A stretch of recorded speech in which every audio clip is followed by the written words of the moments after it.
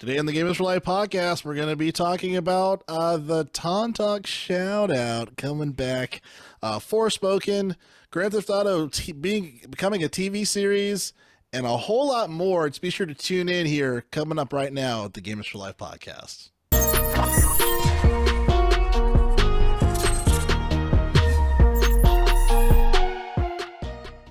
What is going on, guys? Welcome to the Gamers for Life podcast, where each and every Saturday we're discussing all things games. I'm one of your hosts, Terrell.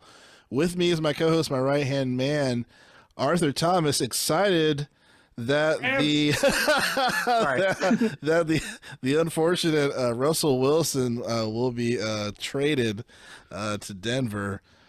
He's going from sea level to the Mile High City.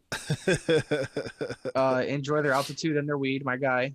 Dude, there is a meme coming around that is the funniest shit I've ever seen. It's the Castaway scene where Tom Hanks is swimming and he's trying to find the ball and he's like, Wilson, I'm sorry, Wilson.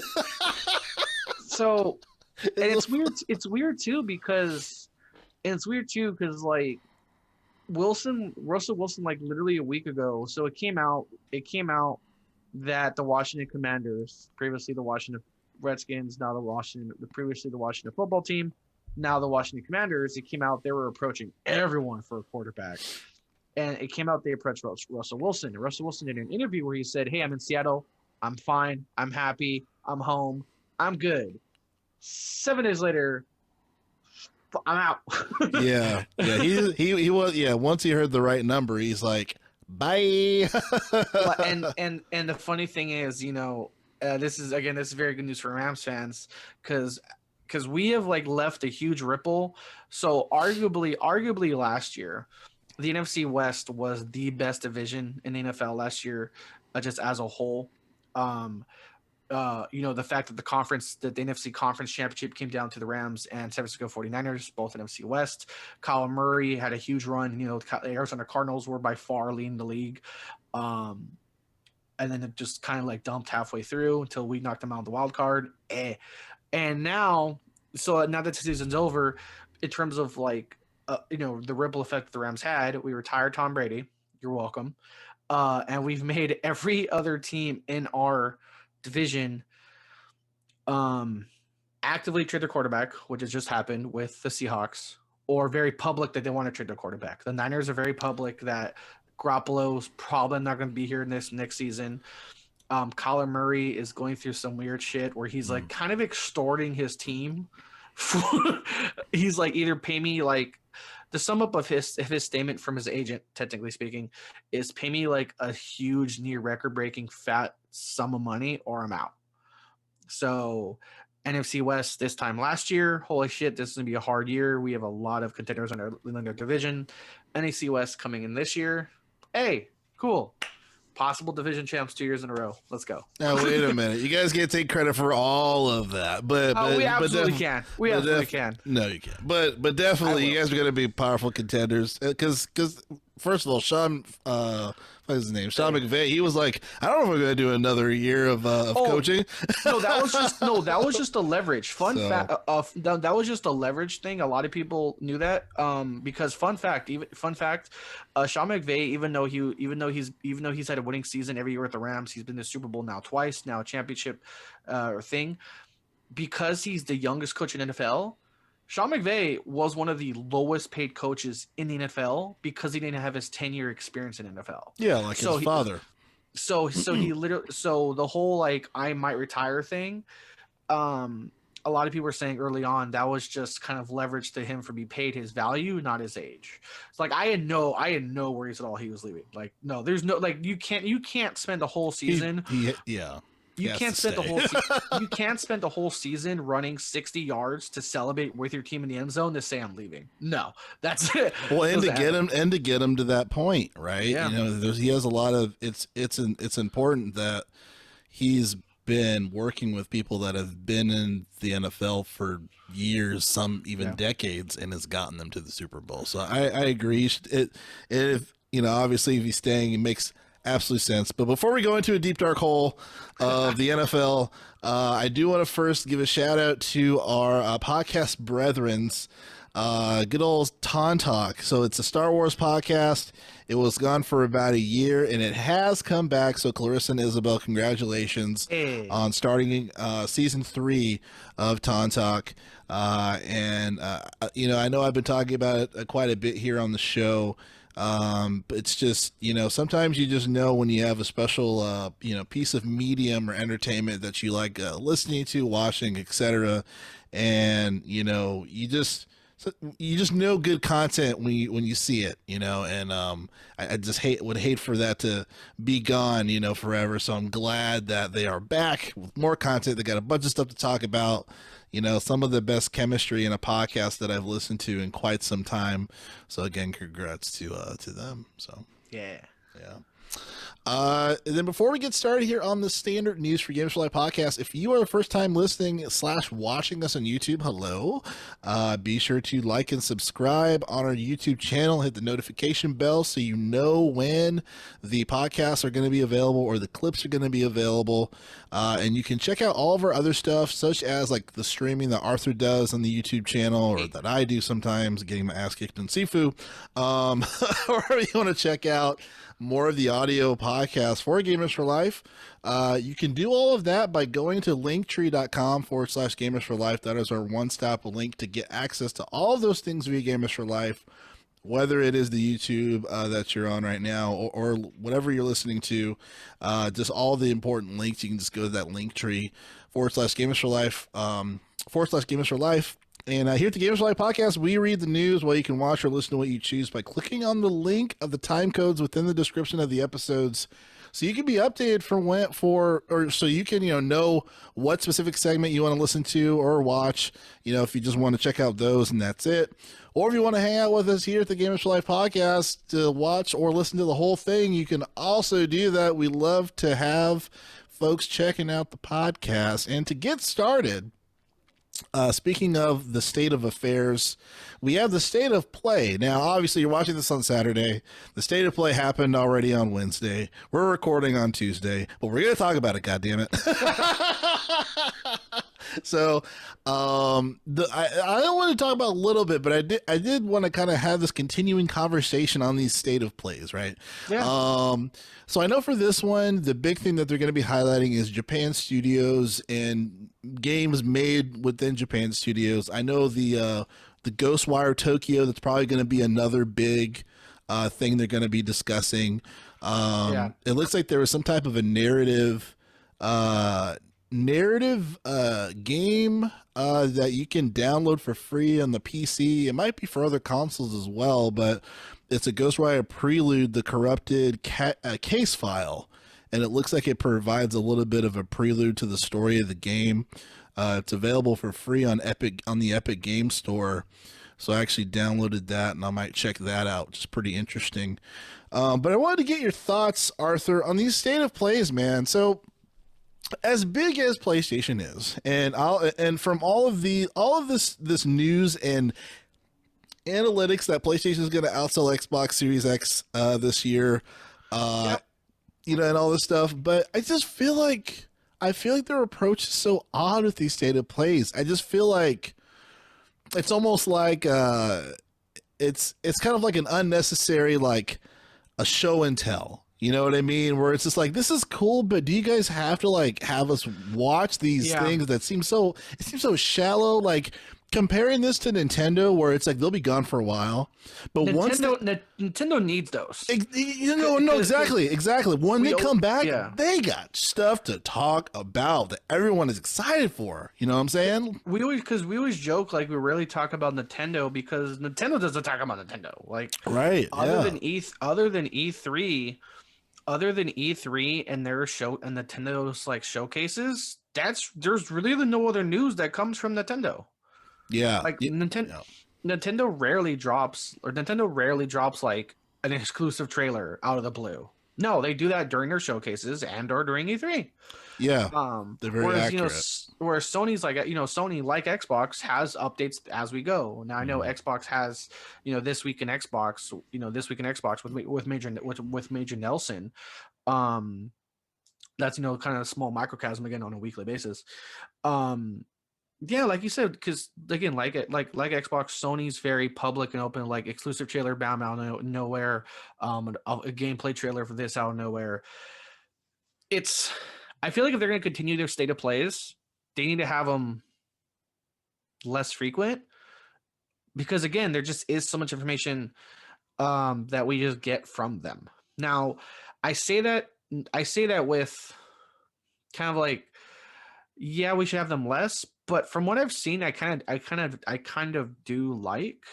I haven't liked all of them, but the ones we had at least this past year, I have liked so far, like the Ratchet and Clank one, their Gran Turismo one, and then that was a weird thing because Drill, remember the Gran Turismo one? That was the same week as their kind of double showcase. Remember that was the same week where it was Gran Turismo, and then like a day later was like 40 minutes on Ghostwire Tokyo, and we're like, Oh yeah. okay, cool. I mean, I'm not against it. I'm just confused. Yeah. So yeah, it's like again, it's like you said, it's not. It's like I'm on the fence of. Yes, I feel like these are sometimes unnecessary, but at the same time, I do like them. But I think either A, have them less, or B, do what Nintendo does and just have like a twice, maybe 3 times a year a big mini internal E3. Yeah. Yeah. Because again, that's what Nintendo does. Because again, Nintendo really keeps to themselves. Now we always say Nintendo's like their own thing in many ways, the one including this. Like, Yeah. they're all again, it's really interesting that we compare they're the big three, even though just behavior wise, business wise, marketing wise, Nintendo really is its own other thing compared to Sony and Microsoft in way more ways than one. Yeah. Yeah. So, like I said, I think yes, but if they're gonna do these, do them like Nintendo. Xbox is killing it with This Week in Xbox and Major Nelson. I think that what they do with that is great. And then on the Sony side, it's like Sony's trying to do both. It's like Sony's trying to do both, kind of like a Nintendo showcase thing and like a microcosm of itself of like this month in Sony. Whereas like we kind of don't need that with how many trailers and stuff are constantly being released on its own. Yeah, no, I agree, Arthur. I really feel like they need to be more tactful with these.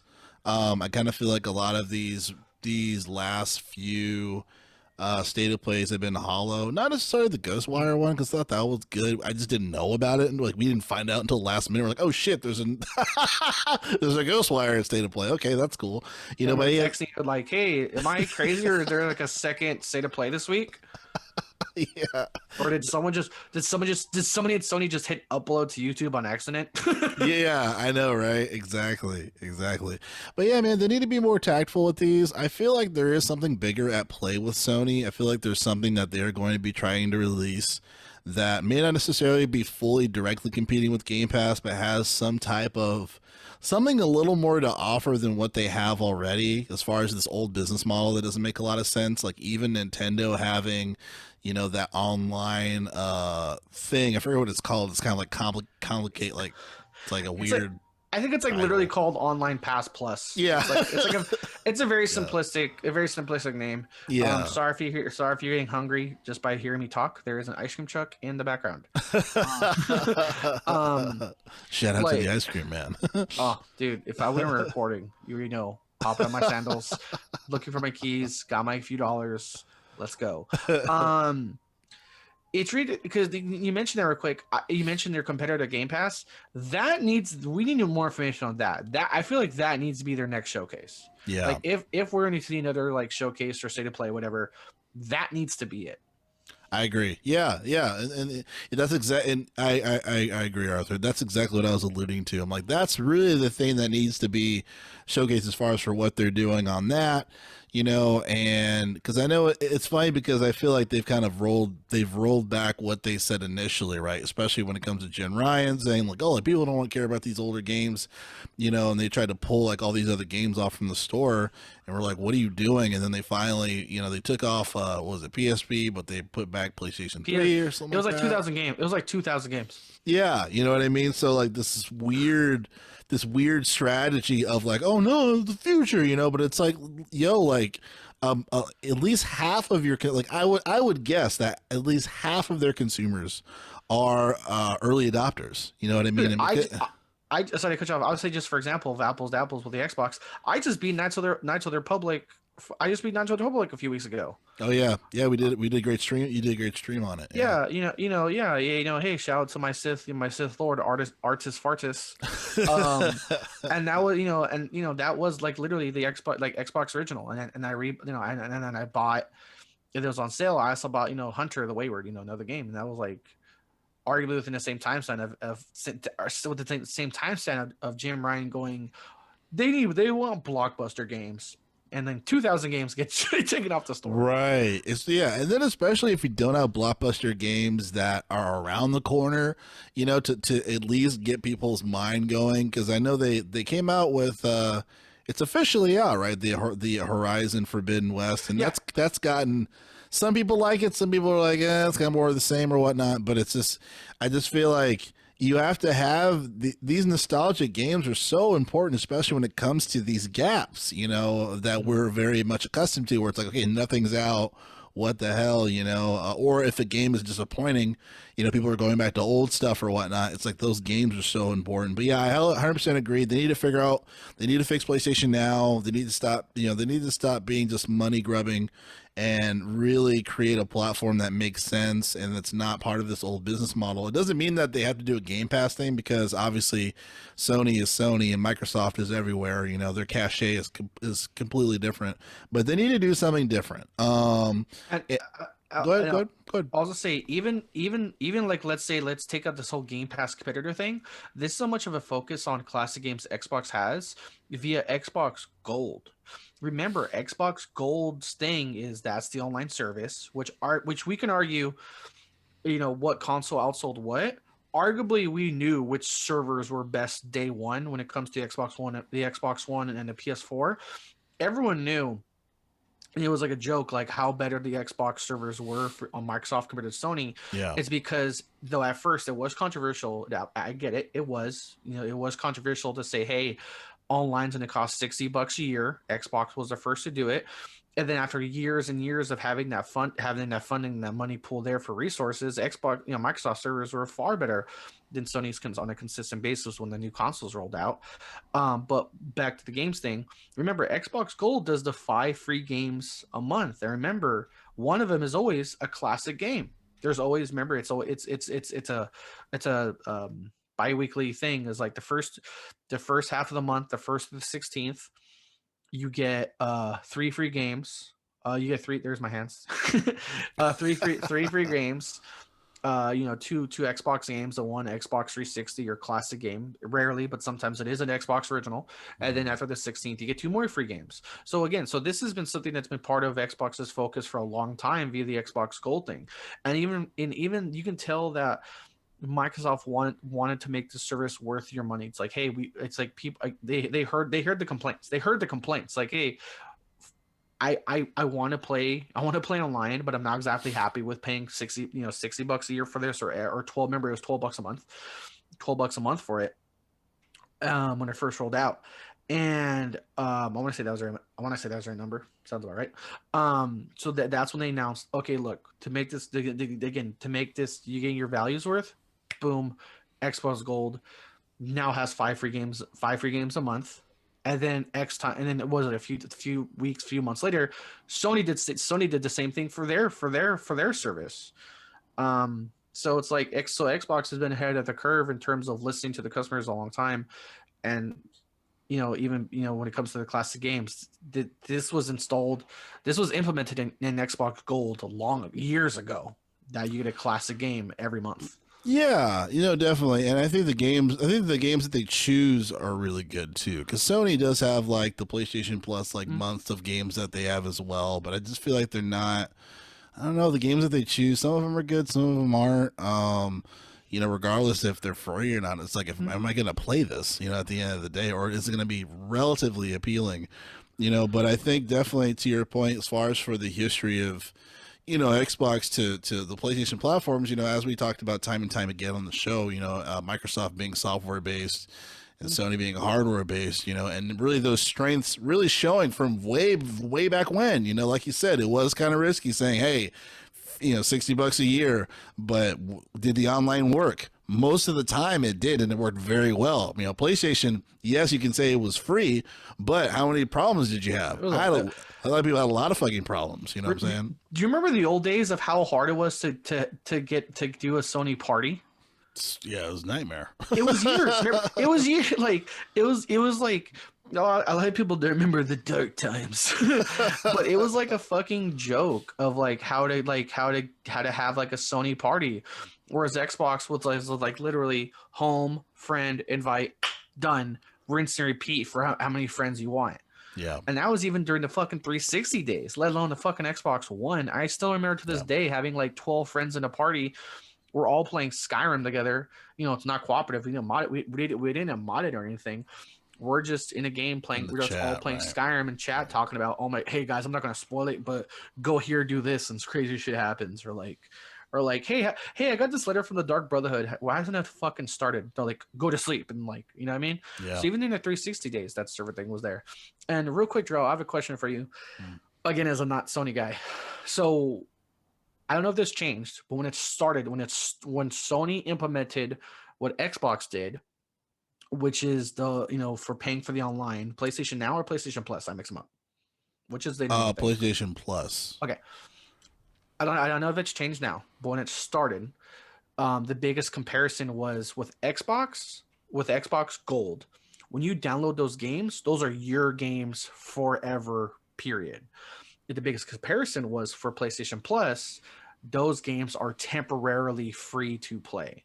Once they get removed, once they hit their deadline, you can no longer play them for free again. Versus the gold games, where you download it, that is your game. Has that feature changed with PlayStation Plus, where it's still technically a time limit game, or do you still now get it forever like Xbox Gold? They're not time limit games, but you have to have PlayStation Plus to play them. So you have to be online. Yeah. You have to your Plus membership has to be activated. So I bought. Oh, okay. Yeah, so I bought Star Wars Squadrons when everyone was playing Squadrons. Yep. That's a bad example. Well, there's a game on PlayStation Plus that I got for free. But it was through PlayStation Plus. It was that deal. So when I didn't have it. It showed it in the library, but it showed the little plus thing there. Exactly. It was faded out or whatever. But once I re-upped my PlayStation Plus, because it was out for a bit, then it was available to play. So, yeah. See, Xbox Gold customers, Gold customers, though Xbox, Gold is crucial to play online, but hey, whatever happens, you can still play those games. Those are your games. Yeah. Yeah, which is great. So, so staying here on PlayStation, a couple of other updates here for some of the big first-party titles. We talked about Forspoken. Fortunately, we got some news from the developers that is going to be pushed back to October of this year before the game coming out. And I know we were talking a little bit offline. As far as for, my initial concerns around Forspoken were, it looks great, but it looks kind of empty, and it was kind of giving me PTSD when it came to Anthem vibes. So hopefully they can rectify whatever that needs to be fixed in the game. And it seems like just a solid first person, or not first person, but third person, but just this is a story game. You know what I mean? There's no multiplayer component. It's a great third person game, and one player, right? But just this is what it is, and I'm completely fine with that. I just but my concern was this, is this going to be an empty shell, a pretty empty shell, of because a really pretty Unreal Engine 5. Yeah, because it's funny because a lot of people, they'll put, or a lot of game companies or whatnot, they'll put, it's an open world, right? It's an open world, but there's nothing you can do in the open world. It reminds me of Mafia 3, where the Mafia 3 looks great, but there's really nothing you can do to go into it, as far as really making it a true open world title. Same with LA Noire.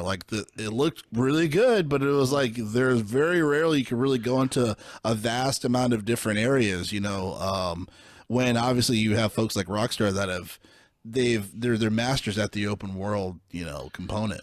So Oh, I'm sorry. I was just gonna say I just hope they get their act together as far as fixing Forspoken. But what are your thoughts? Honestly, that's a really good description of like having an open world in terms of size versus kind of like an active world. Yeah. My best description of that is, I don't know if you've played this game. Again, an open world game, but something I never ever fucking got tired of was killing orcs by the dozen in Shadows of War. Remember that was made by Ubisoft, but its combat, of course, was most compared to Rocksteady in the Arkham series. Yeah. It's like kind of like combat wise, it was like Batman, Arkham, Arkham Middle Earth. Yeah. And again, you mentioned an open world or an active world, a lively world, something you'll never get bored in. I never ever fucking got tired of like, oh, there's a squad of orcs. I never did this of like, well, I won't kill him. No, like you fucking, there's just so much stuff to do in that game. Yeah.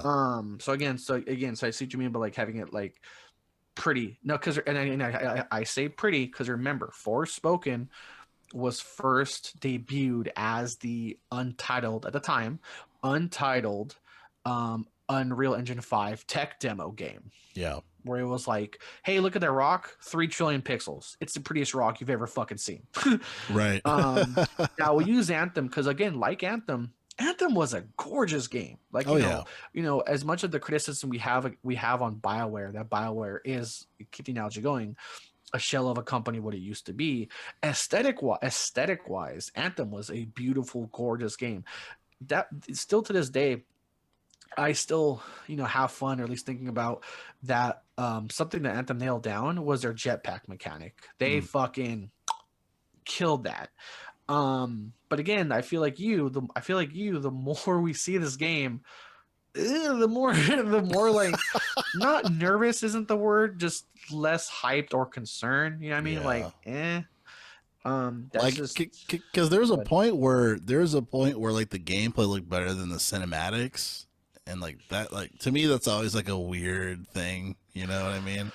And company wise, this is by Square Enix, and like we said, modern day Square Enix.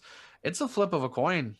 Sometimes they give us Final Fantasy 15. Sometimes they give us the Marvel's Avengers, which again worth mentioning, has shittier fucking Spider-Man mechanics than fucking Fortnite. Yeah. And that's something I can't forget when I think about their mechanics. Is it's like, again, you're telling me, hey Drell, who do you think made a better Spider-Man swinging game? Fucking Square Enix, a world-renowned company, or Fortnite? And holy shit, it was fucking Fortnite. What are the odds, right? You know what I mean?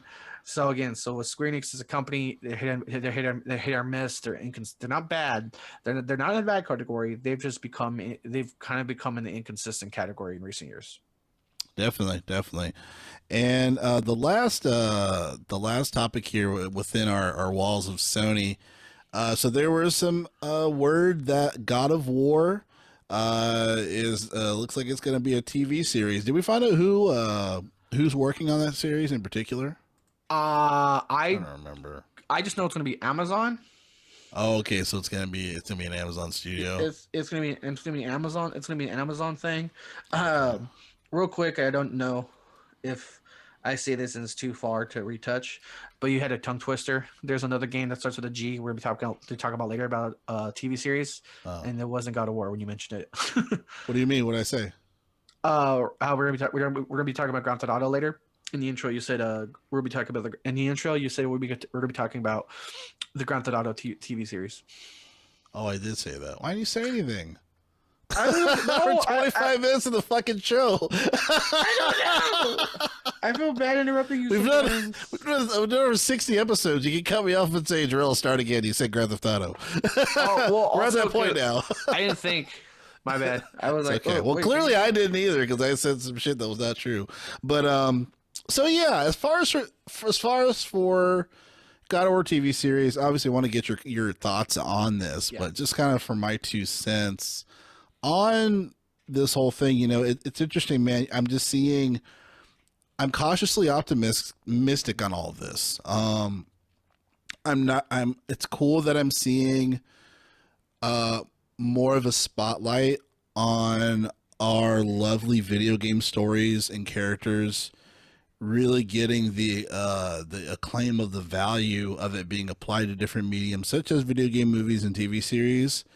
I just feel like there's this gouging, and maybe it's not fair to even say gouging, but I'm just seeing a lot. I'm seeing a lot of these stories. You know, oh, this is coming out. Oh, this is coming out. Oh, this is going to be coming out as a TV series. You know, and I just really hope the right people are behind them. Basically, you know what I mean? Yeah. I just hope it's not a cash grab situation, because I was thinking, man, like there's so many that I've heard that it's almost like there should be like its own application. You know what I mean? Yeah. Like if they're like, I don't know what you would call it. I mean, shit, it could have been the fucking G4, like the new G4 thing. It could have been everything. Could have gone to G4, man. G4 could have been an app. They decided to make it a fucking TV show. Like, well, no one watches. I feel like too. There's been a lot of things that we've heard of in the works for years. Like, wasn't there supposed to be like a Legend of Zelda fucking show? I think so. Like years ago, we fucking heard. Yeah. Two things real quick as we move on. Number one, technically speaking, the key word of the story is reportedly. That's the what's one thing. Oh, so it's not an official thing. But the reason it's getting so much hype is because so many names are behind it, and then it's like to have so many like names already announced to it to report a thing is like that. You know what I mean? Yeah. It's like reportedly then Q cast or Q, like, you know what I mean? And real quick, it's the producers of The Expanse. Yes. Or the ones supposed to be behind this. The Expanse. Yes, that's right. And Wheel of Time executive producer. Okay. The Expanse, I haven't seen it, but I've heard good things. I've heard good things too. I've heard that is a good show. But yeah, it just worries me a little bit. Like every other week I'm hearing someone's doing a movie and or a TV series. And I know there's certain, and for the ones that I'm really confident in, obviously I'm confident in The Last of Us, because you got Neil Druckmann working really closely with everybody. The Halo series for Paramount Plus. Now that Steven Spielberg walked into this coffee and said, "Hey, I'm just gonna do everything. Is that okay?" Yeah. Steven Spielberg. It's like, hey, I still like our conversation. I still like our conversation we had about production value and cost. And I said, hey, one of the reasons why some of these old classic movies we talk about more than often, namely Jurassic Park, for example, holds up is because you had these like groundbreaking companies like Ambient Productions and Amblin. Thank you. And like mid conversation, I was like, oh, Amblin's doing Halo? Cool, I'm in. Right. It's like, oh, like my stress has gone down tremendously. And I feel like of all the things we've heard with like when it comes to shows, we still have the movies. Like I still haven't seen it. I just busy, busy. I haven't seen the Uncharted movie, even though I want to. Sonic 2 got greenlit. Also, Sonic 3 got greenlit. And also Sonic TV series got greenlit. I'll say with all these things coming out, I'm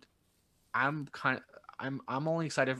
I'm only like super super excited for Last of Us 2 and Halo. There you go. Last of Us in the Halo, yeah. Fallout, I'm a little more excited for when they did their casting choice when they announced I forget his name, is gonna be playing a major role, and I was like, oh, that guy's really good. But with God of War, I feel like if within a matter of like a year, maybe two, we went from I want to see, like, I think you and I know on the same page. We want to see games legitimized in the entertainment industry to, okay, there's a lot of shit being greenlit. Again, like you said, is it just a fucking cash grab? Yeah, bro. We went from like, oh, cool, The Witcher, to like, and how many other things are getting a show? Okay, holy shit. Yeah, because I personally, like, I feel like it could be it's a coin flip on the God of War, because I would almost feel more comfortable if HBO did it, because even with like this, the game, adapted from the game. What did it come out? 2016, before the like within like the Ragnarok series or whatever. I feel like this is absolutely like and would be a perfect like series for HBO, just because it's already, you have, you know, the boy, you have him, and then this, like, you know, they're exploring all this stuff, but crazy fucking action happens every so often. I'm like, oh, this screams HBO. Like, so, yeah, this is like this isn't Game of Thrones. This isn't Game of Thrones of like, today we'll talk politics, have a trial. No, this is I'm gonna go first person and gouge your fucking eyes out. yeah, but even so, like, you can even compare it to Game of Thrones, because it's like not every scene is like a crazy action Oh thing. yeah, It's like, yeah. it's like, oh, like, sometimes sometimes we're hanging out in the forest, and then the other we're cutting people's heads off. Well, that's the thing I was gonna ask you. Do you think this is going towards the Ghost, like his Spartan days or his post Spartan days? Meaning, do you think this will go in the age of like Zeus or to boy? Yeah, no, exactly. I want to say it's going to go towards the boy. At least from a production studio perspective, it would be good, you know. And then depending on how that does, they can do some like, oh, like back in my day, or they go back to that time or whatever it is. Back in my day, I killed gods. Yeah, yeah. I fucked a lot of people. I got so much experience, orbs. Yeah. Dude, when you mash triangle, you're gonna have a good time. Best opening to a game of fucking ever. Oh my god, titties and shit. That was great. Oh my god. Well, speaking of lewd acts and things, I want to talk about Grand Theft Auto 5. And unfortunately, well, this is one I kind of would like for you to kind of talk about here first, Arthur, because you were in the news on this guy. I'll just say kind of the obviousness. So for GTA, I'm just going to read the headline from IGN, but so it says here, according to IGN, GTA 5 and GTA Online, PS5 and Xbox Series X as price was announced. No free upgrades are offered, and it shows here that Xbox launches at 50% off, PS5 at 75%, and GTA Online is free for 3 months on PlayStation. Arthur, what are your thoughts on this whole shooby-doo-up? I know from a standard Grand Theft Auto fan perspective, we fucking don't care, because god damn it, where's GTA 6? But just when it comes to the news at hand, what are your thoughts? It's just like I said. So I wanted to mention this because, like, partially be a dead horse of fuck you, and again, also just again, like, there's still no free upgrades for this game. Like, how many fucking generations of consoles you can go through? Like, again, there was a joke of like people have gone through college, had a kid, and it's like, I'm still fucking in this game. We still don't have part 6.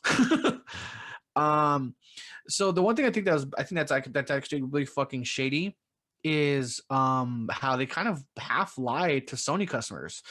Because remember the Sony PS5 conference, the very first thing we saw was laughably people rolled their eyes and really didn't care about was, hey, GTA 5 is coming free to Sony customers. And, you know, everyone, you know, the internet collectively went, and we don't care. Moving on. But then here we go. Fast forward. So first of all, fast forward. One, has it come out yet? Which I would say is odd, because if you think about it, the very first thing we saw at the Sony PS5 conference was GTA 5, and it's still not out yet. So that's weird. You know what I mean? Like, for something to be mentioned so early for these next gen consoles and to not come out yet, again, it's like, as long as it's like how long we're waiting for GTA 6, they're really going to make us wait for GTA 5 again. Like, you know what I mean? I'm wondering. Go ahead. Oh, I'm sorry. No, I think you make a great point. And I was gonna add to, like, I don't know what the fucking problem is with Sony on like taking back all of this upgrade stuff. Like, why is this such a fucking issue? You know what I'm saying? Like we mentioned Horizon Forbidden West. There's a controversy there. Because it was cheaper to buy it for the PS4 and then upgrade to the PS5, because they said that was going to be a free upgrade, and to kind of like keep their word. If you bought it for the PS4, which is cheaper than the PS5 version, you can upgrade it for free. So versus PS5 customers that just bought it outright for PS5. Yeah, like what's the fucking problem, guys? Like this has happened. There's been consistent like issues with like 4 different games. Like I Main know. titles, like made like Yes, exclusives, yes. exclusive titles. Tsushima, Forbidden West, Death Stranding. Death Stranding. Yeah, exactly. So I'm just like, what's the fucking problem? Because because Xbox had the smart delivery, Yeah, service, and I didn't hear any issues. It's like, oh yeah, it's free because I did this. You know what I mean? So I'm like, is it really hurting their bottom line that much for them to not make through with their fucking promises? Like, it's really annoying. and I don't know why they make it so difficult. Like it's super easy. Like, even as a customer for Xbox, like for example, the only game I really had to pay for the upgrade was the Skyrim Anniversary Edition. And here's how it went. Did you own the collective edition? Spoiler: if you have Game Pass, yes. But for next gen consoles, but for next gen consoles, it was like a $10 upgrade versus $20 upgrade, something like that. And it's all it did. It was like, hey, have your collector's edition installed, or like linked with your account. Make sure you're signing correctly. Go to the store, and it's like in this bundle, collector's edition, cool, upgrade, whatever. The anniversary upgrade, $10, download. Yeah. That was it. Just Yeah. Slim Pickens is easy does it, So yeah, it's just it really works. It's really frustrating to me, And these are some of the things where it's like you want to have a state of play and all this stuff, but you guys can't get console upgrades and keep your word on free upgrades. I'm like, I've owned what is it? But if we're not counting the PS5, I've owned every Sony console. You know what I mean? Like I've owned from the first PlayStation. Like I even owned some of the PSP stuff. I owned the only one I didn't own was the PSP Go because that was kind of like that's a sub model. That's different. Yeah, that's true. But yes, it's just so bad. Yeah. But this is for a console like. They're still not selling me, man. Like I still feel comfortable playing on PC, where it's like, well, at least for whatever, like as far as like the barrier of games where like I can't play this or this, like I really don't have that issue too much. There's a few Sony games, but the fact that they're putting so much into the PC side for some of these games, it's like, oh, I'll just get it eventually. I just have to wait. So yeah, I don't know. And even then too, I remember like somebody asked you, it's like, hey, do you plan? Hey, now that things are like, now that the shortage is becoming less an issue. I remember you told me somebody asked you, was like, do you plan on getting a PS5 soon? And you're like, no, I'm good. Yeah. Whereas versus me, I'm like super fucking happy with my Xbox purchase. like I would get an Xbox over a PC, for just like the little nuances, And this is before the cloud thing for the PC for Game Pass, because that was my main gripe. I'm like, fuck, like Game Pass PC, they don't have this, but like, and you're like, well, I see it right here, Darrell, and I'm like, god damn it! Like it was like, I still remember that day. You just blew up my phone. You just blew up my phone of that epiphany. Like, yeah, because that was game changing. Like, and I always say this. I say, to be fair, when you were mentioning Game Pass, it was not as amazing as it is now. And I was in school as well. But to me, it still amazes me what they did, because it's like they broke like a fifth wall here. Like they made my phone a fucking handheld with Game Pass, with the Game Pass cloud. Like that is insane. They made your phone a handheld Xbox. Yeah, like there's people playing Skyrim on their fridge, their smart fridge, for Christ's sake. Like, and the thing is too, that was funny because weren't you also playing it with a PlayStation controller? Yes. No, I won't say fuck PlayStation, but yeah, like it was just nuts, man. Like, yes. It's insane. That technology is still insane, and obviously they're going to incorporate that into more things, as they should, But these are the things that made that. It's like you have to champion this, You have to champion this, and I just need Sony to do better with the little home they have. Dude, you say do better with home. Remember, all this upgrade shit is problems with their exclusives. Yeah. Goes to Tsushima, Death Stranding, Horizon Forbidden West, all exclusives. Yeah, fix that shit, bro. Fix that shit. Like this is what draws your customers in to stick with those consoles or stick with Sony and to play those games. Like do the fucking free upgrade. Like just do it. You know what I mean? Like you'll get the money back somewhere else, somewhere like I promise you. You get the money back from Joe buying a new controller so you can play Xbox games on his phone. That's hilarious. Oh man. So yeah, so- it drives me crazy. But go ahead. I was gonna say, just bringing it back again. We just wanted to mention this just as because it is technically news. What I say with the GTA pricing thing? Fuck the pricing. For the first time ever, they say you can transfer your data. I don't care. I'm officially telling you. Okay. I don't care. I'm officially saying, please don't buy this. Fuck them. They fucked up their remastered trilogy. Just don't. It's funny because like part of me like it's crazy because to me it's interesting how many people are still invested into this series. You know what I mean? Like a lot of people treat it they hold it as dearly as Skyrim in some way. You know what I mean? Like I know for us we're just like absolutely not. Like they're like no, you know what I mean? But a lot of people they will transfer their stuff over. They will do this. They just love all of that stuff, and GTA 5 still sells millions of dollars a month. You know what I mean? So it's wild that those customers are still there. You know. Here's my thing. I'm not buying GTA for a third fucking time. Yeah. I don't care. Yeah. I'm not. Now you can't say, Arthur, you're playing Skyrim for the next time. And you want to know why I didn't buy the last version? It's on fucking Game Pass. And even further, this upgrade was only $10. Right. You know what I mean? So I'm like, so hey, do you want to buy a huge, like a legit upgrade that actually one is a huge cosmetic upgrade, but plus there's a lot more. Also speaking, remember there's something that this new Skyrim update had that GTA won't. New content. Yeah. Yeah. There was new content in the fucking game. Yeah, there was. That's true. And like what why do you have to pay for it again? Like what? Just it's like the only it's like how much it's like what, $20? So what, I'm paying for a game for the third time just to get Dre's new album? What the fuck? Like I feel like that's the only thing I can like mentally validate it for. It's like, why'd you buy it? Oh, I bought Dre's new album for $20. Oh, what'd it come with? A whole fucking game. I mean, it came with GTA 5. Yeah.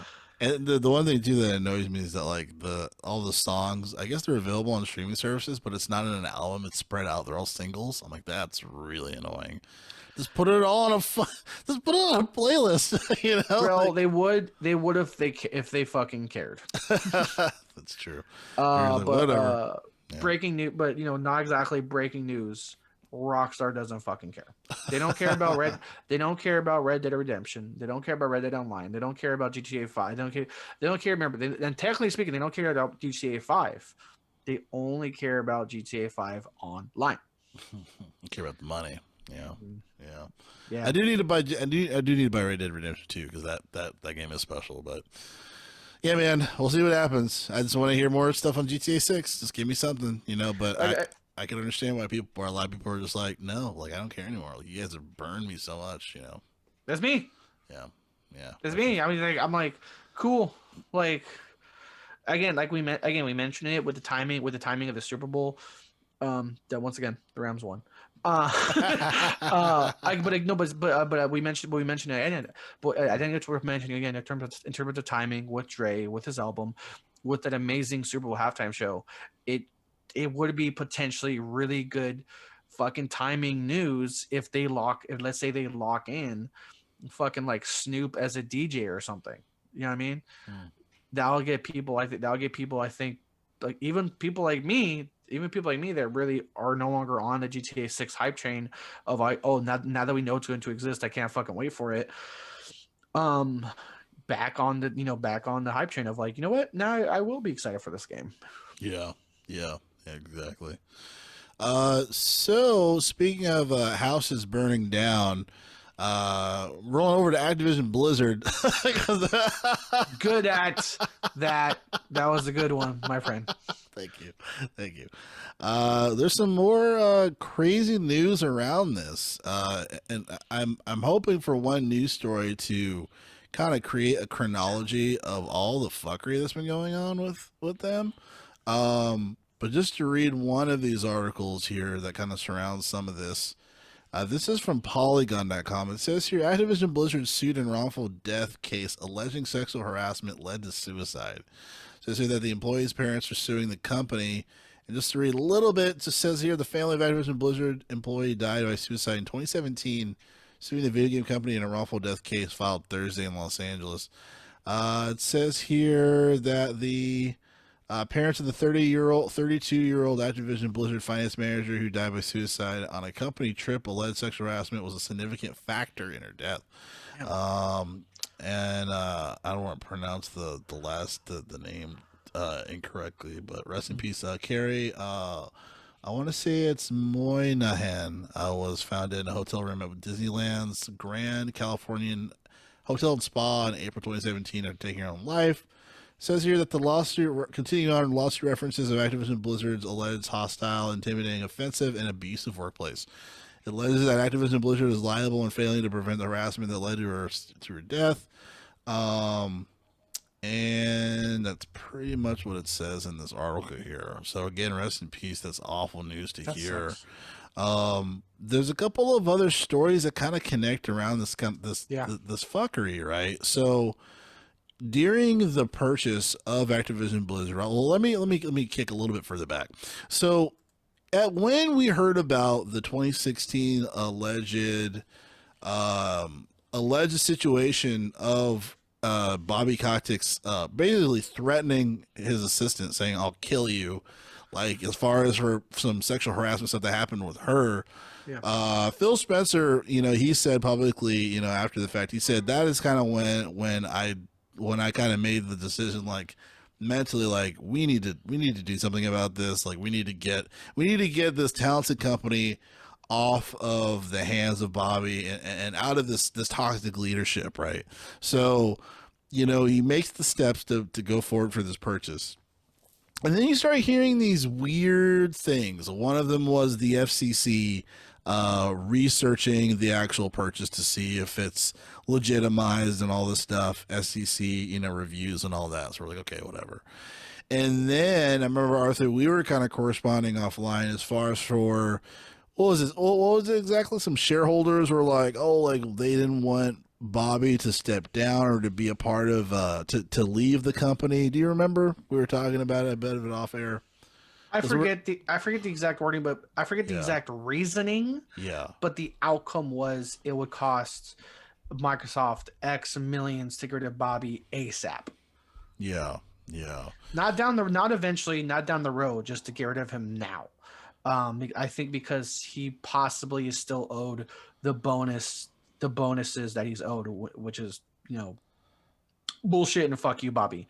Right, exactly. And then I don't know if you want me to continue with the other, the other news, the other article that came out like yesterday or a few days ago of Activision Blizzard scapegoating, blaming other sources for its recent trend in hiring. Oh yeah. So Eurogamer, you sent this to me. So it says Activision blames Microsoft acquisition for failure to hire another woman to its board, even though that Microsoft doesn't have the possession of Activision Blizzard until next year? Next June. Yeah. So what? Yeah, exactly. Like, what are you talking about? And that's the thing. So it's like, Microsoft doesn't take control till next June. It was technically last year. You can argue months ago because it was late in the year, October, November. Fine. And by the way, I don't even fine. I mean, when the state of California got involved of its, what was it, like dozen, like it was in the plural, dozens of cases of sexual harassment to the point where other studios even were aware of the quote unquote Cosby suite of Activision Blizzard. And yet, so company known for its practices in the quote unquote Cosby suite blames its not yet new owner on the lack of female leadership being hired in this company.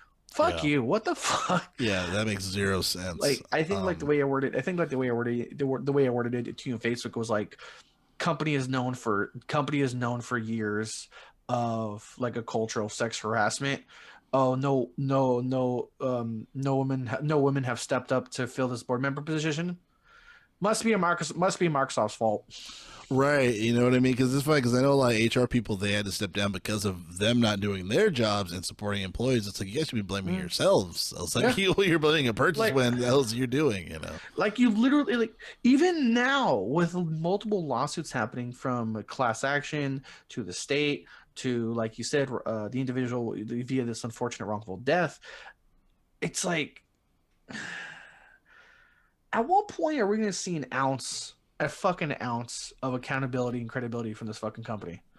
Right, exactly. Like I can't wait for June for Phil Spencer and Xbox just to backhand so many fucking people out there. I mean, people are calling it now. Like it's almost like how can you not see this coming? A lot of people I think are correctly predicting come July, like the first week of July, or in fact maybe early June. Like, honestly, like early June.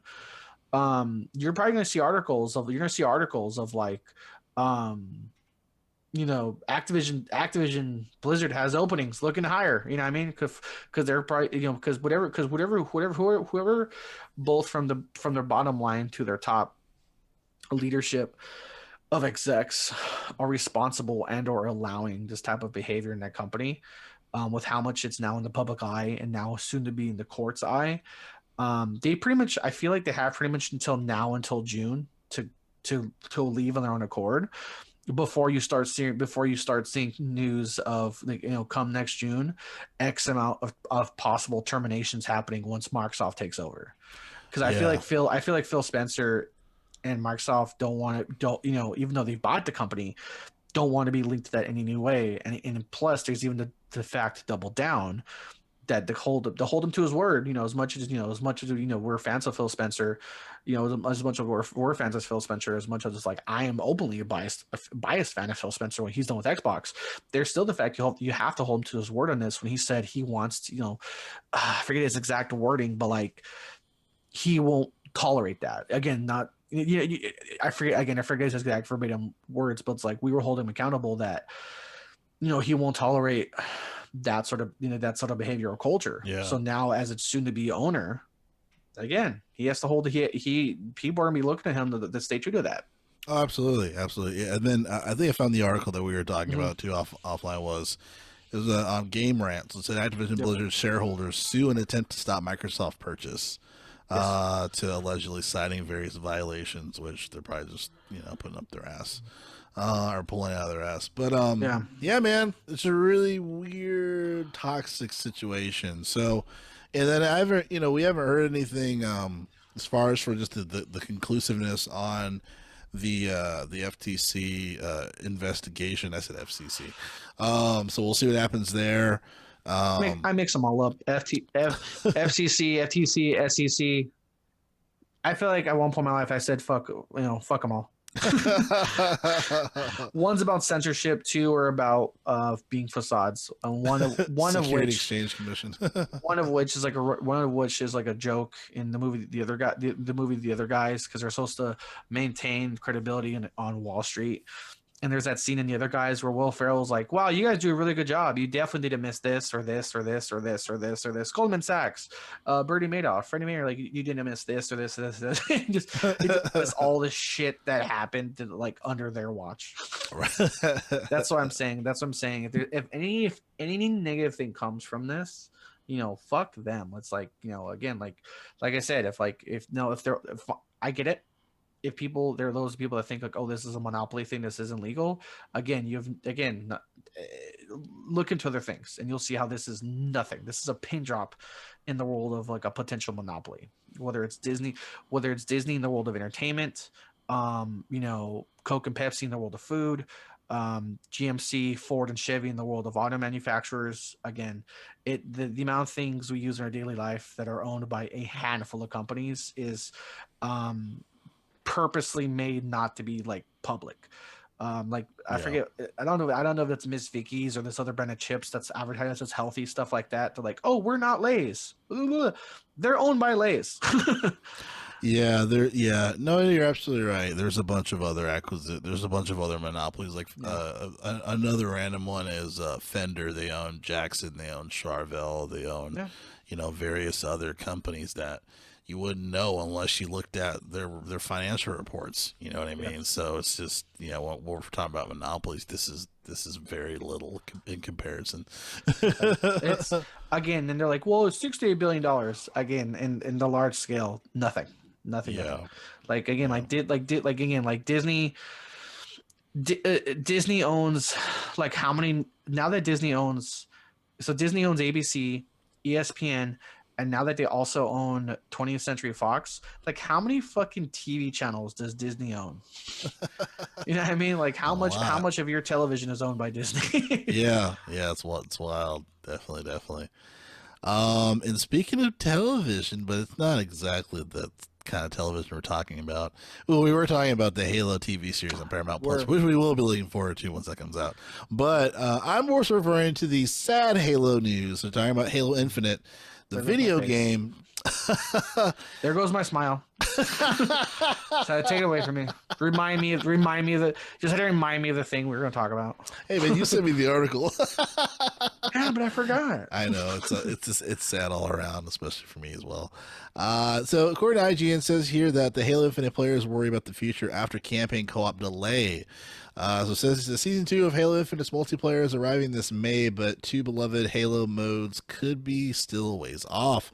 Halo developer 343 Industries previously said campaign co-op in the Forge mode wouldn't arrive until May 2022 at the earliest. But now the community is dealing with the confirmation that the campaign co-op in Forge won't be there when Season 2 drops. So it says titled Lone Wolves Season 2 is bringing two new maps, new modes, and the return of King of the Hill and more cosmetics to Halo Infinite after 343's recent announcement that campaign co-op wouldn't be arriving with the launch of Season 2. Halo Infinite's players took to social media to share their opinions on the news. One person said, "Didn't think I'd be playing this, but here's the truth. Halo Infinite should have been delayed to lessen the gap for future content, like a campaign co-op, like a Forge, like a multiplayer modes, battle pass issues. Strong launch, but the season is simply too long." Just my 2 cents. Which I would have to agree. Let me ask you this, Arthur. This is a question that I don't think anyone's asked that I think probably should be asked. Was Halo Infinite being free to play a mistake? This whole online component, this whole them really pushing the pushing that factor versus focusing on the core component of Halo, which is a lot majorly co-op. Seeing with what they've done with the multiplayer, yes. If they would have handled the multiplayer differently, no. If we were expecting a Halo game, and what we got was Halo the Battle Pass. That's what we got. You can't customize your armor. You can't customize your armor the way you want, and like literally every other Halo game. It's the only there's no true progress. There's no true XP. If you get 100 kills a match, I get 0 kills a match. But we're both on the same team and we won. We get the same amount of points. All that matters in your progress for the multiplayer is the battle pass challenges. So in fact, real you can get it. In fact, real arguably give or take the scenario, you could get like 100 kills in one match. I can get 2 kills, but those two kills were with barrels, which were part of my challenge. I actually could progress more in the battle pass more than you. And again, and they also introduced something called armor sets or armor types, like literally armor A, armor B. So as you progress in the battle pass, you're like, oh, I finally unlocked a color set or a shoulder piece. Oh, but it's for the other armor set I don't like. So versus the other Halo games, you can just turn on the multiplayer. I'm going to be pink, I'm going to be orange, I'm going to be green. I want this shoulder to be blue. I want this arm to be red. I want this leg to be this. I want this to be this. And then you progress to get your different armor customizations via progression, like I would say any other, but with an asterisk, because like battle passes are becoming more and more of the norm. Yeah. You can't, because it's all locked within this battle pass thing. And so again, if they would have handled multiplayer differently, I don't think it's a problem that it would have been free. Yeah. But seeing how the multiplayer is clearly entirely wrapped around this battle pass challenge bullshit, they fucked up. I'll be honest. No one.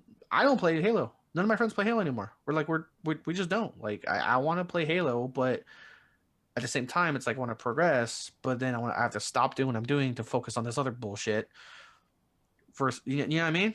No, yeah, no, I totally get you. You're making great points. Because part of me wonders why they didn't just split, like, kind of split it up. So, like, whatever they're showing on the conference, whatever they're showing at E3, whatever they're showing on these other conferences before the release of the game, it's just the game. It's the say like a multiplayer with a couple of maps, but campaign co-op is a part of it, and there's no, there's no free to play nonsense at the moment. They just focus on the game, and that's and that, and then work on all the other bullshit later. You know what I mean? And it connects to the game. I just don't know why they focused on. It's almost like they were building a house, and then once they had they had a couple of the walls up, they focused on like painting that part of that wall that's up, and then decorating that part of that wall that's up. It's like, wait, we still have to work on the rest of the house. You know what I mean? Where's the roof? This Yeah. window looks really nice.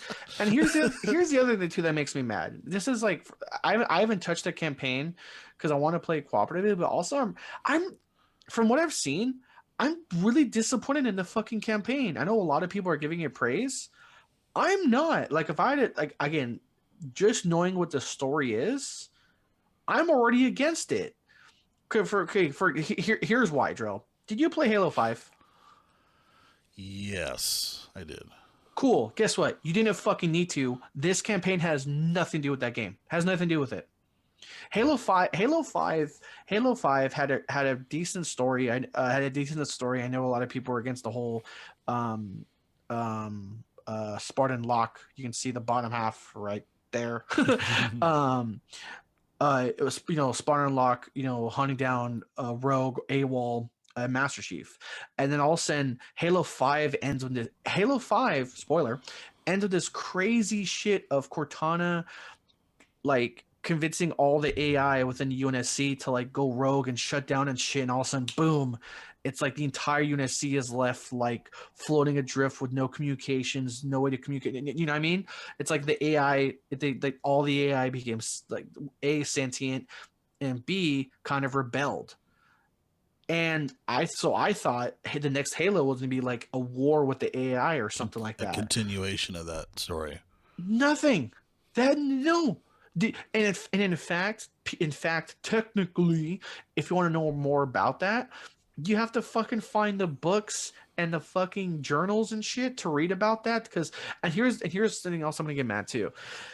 Is I was a little nervous about the story from day one, because Halo kind of follows that Resident Evil tradition, or vice versa, which I forget which came first, of numbers versus words.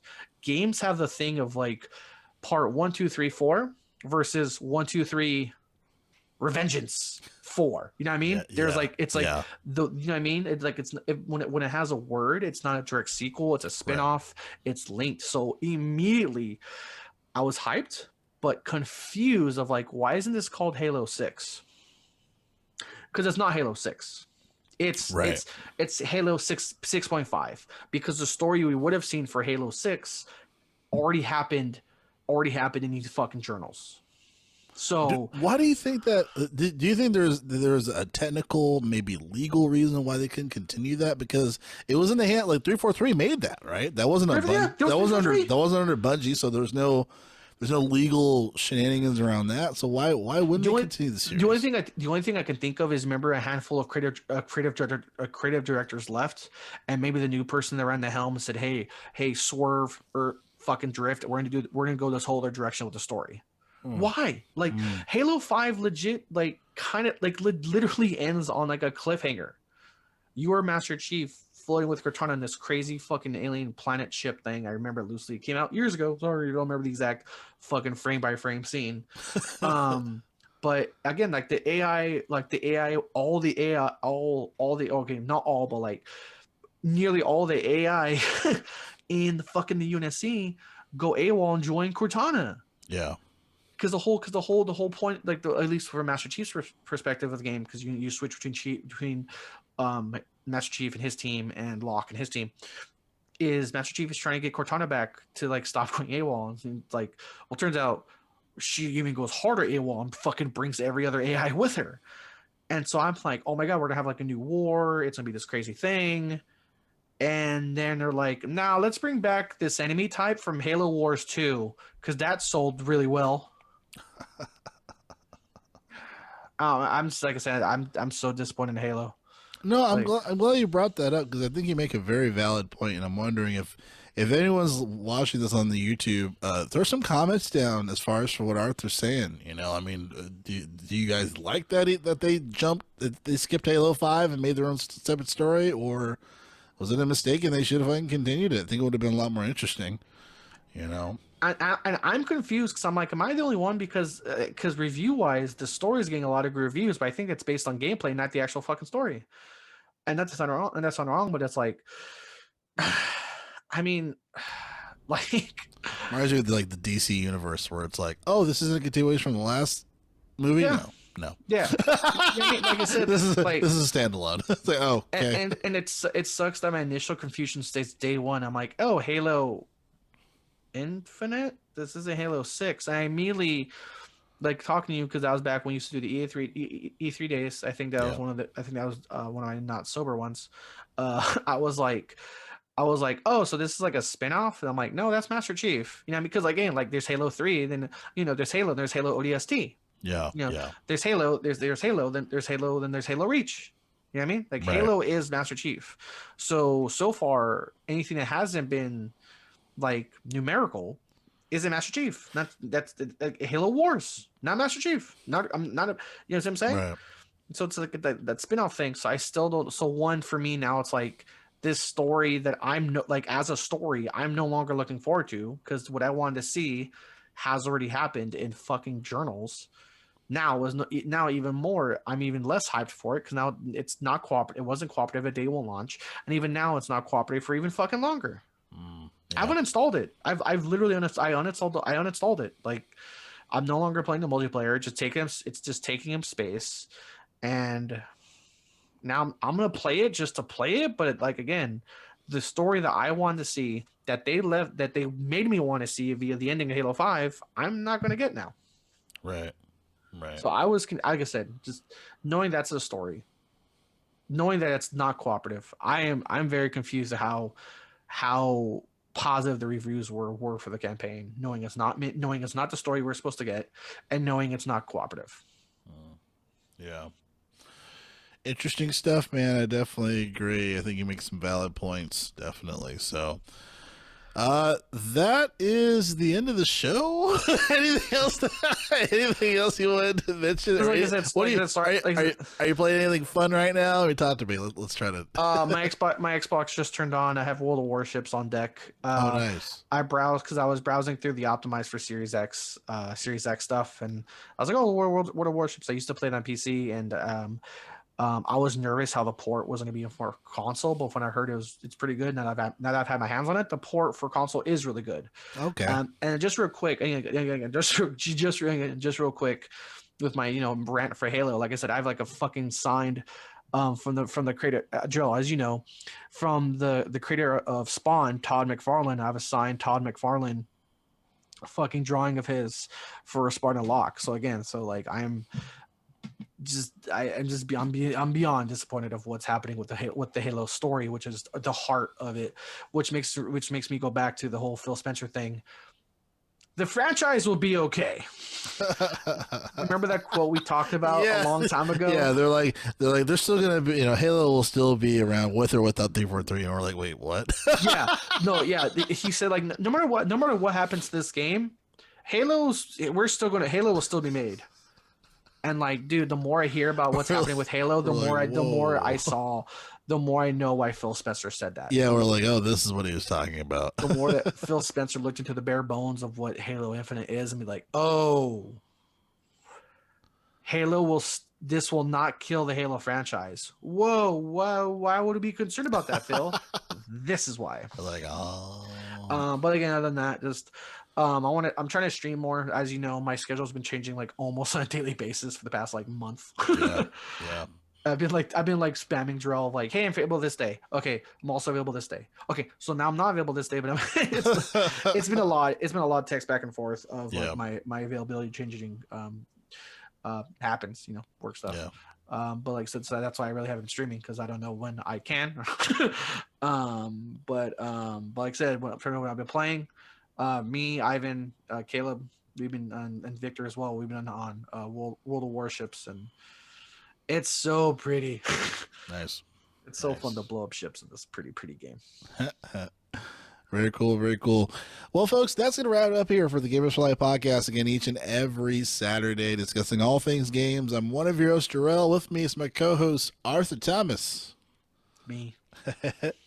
All right, thank you guys. We will see you next week.